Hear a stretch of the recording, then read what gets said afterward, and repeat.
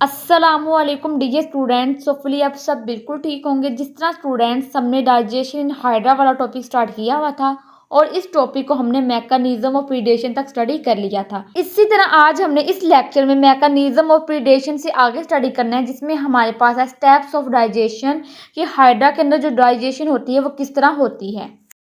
तो steps of digestion का सबसे पहला स्टेप हमारे पास है इंजेशन। तो आपको पता है कि फूड को बॉडी के अंदर लेके जाना, इस प्रोसेस को हम इंजेशन कहते हैं।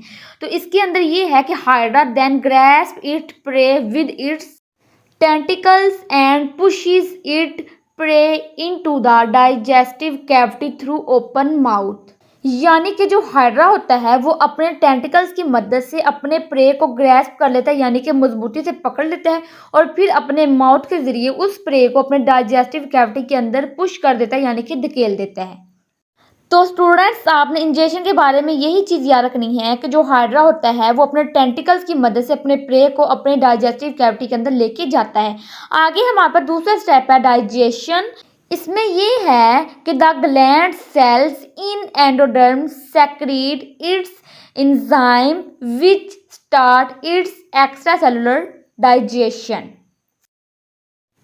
तो स्टूडेंट्स, क्या होता है कि एंडोडर्म के अंदर ग्लैंड सेल्स होते हैं। वो ग्लैंड सेल क्या करते हैं कि अपने एंजाइम्स को हाइड्रा की डाइजेस्टिव कैविटी के अंदर सेक्रेट कर देते हैं और इससे क्या होता है कि वो एंजाइम्स एक्स्ट्रा सेलुलर डाइजेशन को स्टार्ट कर देते हैं।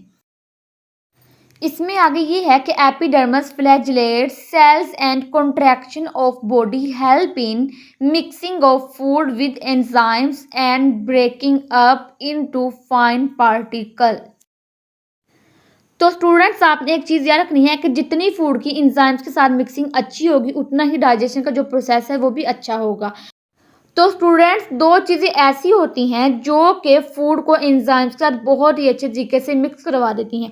तो हाइड्रा के अंदर जो एपिडर्मिस सेल्स होते हैं उनके ऊपर जो फ्लैजिलेट्स लगे होते हैं और दूसरा ये कि हाइड्रा की जो बॉडी की कॉन्ट्रैक्शन होती है वो फूड को एंजाइम के साथ बहुत ही अच्छे तरीके से मिक्स करवा देती है। तो इसमें भी यही चीज़ लिखी हुई थी। तो फिर क्या होता है कि जो फूड होती है उसको फाइन पार्टिकल के अंदर तोड़ दिया जाता है। डाइजेशन का लास्ट पॉइंट ये है कि these fine particle are engulfed by phagocytic of epidermal cells when digestion is completed. तो स्टूडेंट्स, क्या होता है कि जो एपिडर्मल सेल्स होते हैं वो फेगोसाइटिक के जरिए इन फूड के फाइन पार्टिकल्स को इनगल्फ कर लेते हैं। तो इससे क्या होता है कि जो डाइजेशन है वो कंप्लीट हो जाती है। आगे लास्ट स्टेप हमारे पास है इजेशन। तो इसमें ये है कि the undigested material is removed out of the body cavity through mouth. तो वो मटेरियल जो कि अनडाइजेस्टेड होता है उसको हाइड्रा के माउथ के जरिए हाइड्रा की बॉडी कैविटी से बाहर निकाल दिया जाता है। आगे लास्ट में स्टूडेंट्स हमारे पास है सैक लाइक डाइजेस्टिव सिस्टम, यानी कि जो हाइड्रा का डाइजेस्टिव सिस्टम है वो सैक लाइक होता है। क्यों होता है? तो इसकी वजह ये है कि the digestive system having a common opening for ingestion and egestion.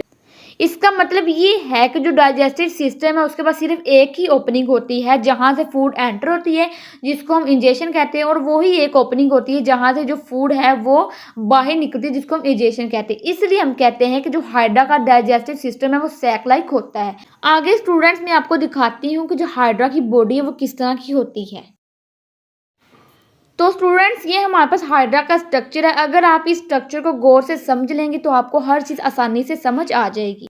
तो ये जो आपको गुलदस्ते की तरह का स्ट्रक्चर दिख रहा है ये हाइड्रा की बॉडी होती है, जिसके अंदर सबसे पहले हाइड्रा का माउथ होता है।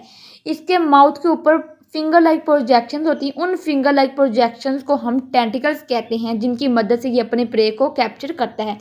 और ये जो आपको लंबी लंबी प्रोजेक्शन दिख रही हैं इनको हम नेमेटोसिस्ट कहते हैं। अब स्टूडेंट्स, क्या होता है कि हाइड्रा की जो अंदर वाली लेयर होती है उसको हम एंडोडर्म कहते हैं और जो इसकी बाहर वाली लेयर होती है उसको हम एपिडर्मिस कहते हैं। तो आपने ये दो नाम याद रखने हैं। अब क्या होता है कि एंडोडर्म और एपिडर्मिस के दरमियान में एक नॉन सेलुलर स्ट्रक्चर होता है। उस नॉन सेलुलर स्ट्रक्चर को हम मेसोग्लिया कहते हैं। अब स्टूडेंट्स, आगे क्या होता है कि जो हाइड्रा होता है वो अपनी इस बडिंग के जरिए एसेक्सुअल रिप्रोडक्शन का जो प्रोसेस है उसको कंप्लीट करता है। आपने ये भी चीज़ याद रखनी है। और ये जो एंडोडर्म है इसके अंदर जो ग्लैंड सेल्स हैं वो मौजूद होते हैं। अब लास्ट में स्टूडेंट्स, क्या होता है कि जो हाइड्रा की अंदर वाली कैविटी है उसको हम गैस्ट्रोवेस्कुलर कैविटी का नाम देते हैं। तो स्टूडेंट्स आपको पार्ट 2 का लेक्चर लेने से पहले पार्ट 1 का लेक्चर लेना पड़ेगा, तभी आपको डाइजेशन हाइड्रा वाला टॉपिक अच्छे से समझ आ जाएगा। तो इस वीडियो के डिस्क्रिप्शन में मैं पार्ट 1 का लिंक दे दूंगी, आप वहां से जाकर पार्ट 1 को सुन सकते हैं। तो अगर आपको ये एज अ नो क्वेश्चन आ जाए तो जिस तरह मैंने आपको लिखवाया है आपने उसी तरह लिखना है, इंशाल्लाह आपको फुल मार्क्स मिलेंगे। ओके जी, अल्लाह हाफिज़।